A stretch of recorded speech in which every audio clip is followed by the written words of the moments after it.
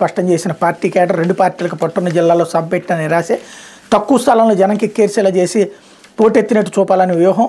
ఆ మేరకు కూడా పార్టీల శ్రేణులు రాక బెడిసిన స్కెచ్, ఖాళీగా కనిపించే నగరం, సగం గ్యాలరీలు, బాబు ప్రసంగానికి స్పందన కరువు అన్నటువంటి వార్తని ఇక్కడ ప్రధానంగా హైలైట్ చేసినటువంటి పరిస్థితి.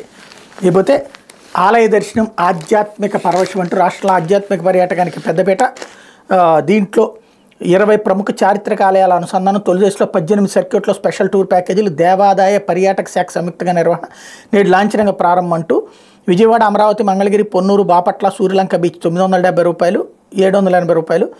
హైదరాబాద్, శ్రీశైలం 1960, 1570. కర్నూలు, శ్రీశైలం 1560, 1250. విశాఖపట్నం సిటీ టూర్ 940 రూపాయలు, 750 రూపాయలు. కర్నూలు, మంత్రాలయం ఇట్లాగా, అంటే పెద్దలకి చిన్నాళ్ళకి అనమాట.